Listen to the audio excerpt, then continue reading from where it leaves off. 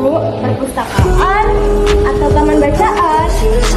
Tidakkah kau merasa istimewa ketika berada di dalamnya? Di sekelilingmu ada berbagai tokoh di dunia nyata dan khayal. Tempat yang pernah kau kunjungi dan yang belum. Informasi dan cerita dari masa lalu, masa kini, dan masa depan.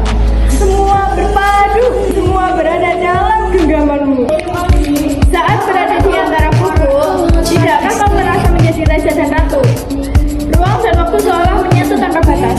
Kau bisa terbang, melintasi nekat negara dan melewati berbagai zaman. Kau bisa menyelam ke dalam samudra, melayang di angkasa, bersandar dengan aneka satwa, dan berkelana di tengah padatnya kota, juga di rimba raya.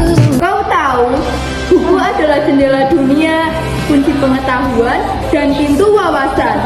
Muhammad Hatta, sang proklamator, berkata, "Aku rela di penjara, asalkan bersama buku.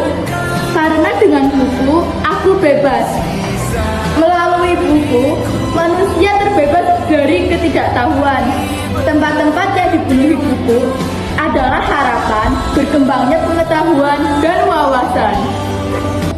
Apa jadinya jika kota tanpa buku? Pantaskah dia disebut kota? Di kota itu mungkin kabar datang dari sumber lain, dari koran, televisi, atau internet. Mungkin informasi dan cerita datang dari cerita nenek moyang, bagai dongeng-dongeng sebelum tidur. Irama warganya pun tiada beda. Bangun pagi, bertebaran di muka bumi untuk berbagai keperluan, untuk kembali pulang siang atau sore harinya. Setelah itu, mereka berangkat tidur dan memulai lagi hari berikutnya. Semua serupa. Di kota itu mungkin ada bangunan bernama perpustakaan. Di dalamnya buku-buku berderet dalam rak yang tak terjemah. Tiada tangan meraih dan membuka halaman demi halaman dengan sukacita. Mungkin juga ada tumpukan buku di sudut-sudut sekolah yang sepi dan berdebu, jarang dikunjungi, jarang dibaca. Buku-buku di sana teranggap tanpa nyawa. Mungkin kau tinggal di tengah kota yang megah atau di gang sempit, di desa terpencil, di sisi pesisir atau di kaki gunung. Adakah perpustakaan, taman bacaan, atau toko buku di dekat rumahmu? Jika ada, apakah tempat itu menjadi wadah berkumpulnya anak-anak dan warga, menjadi pusat berkembangnya wawasan dan pengetahuan, atau hanya menjadi pajangan?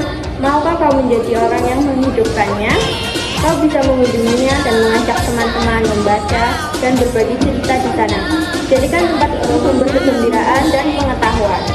Jika tempat itu belum ada, maukah kau menjadi orang yang mulai menghadirkannya? Kau bisa memulainya dari sebuah buku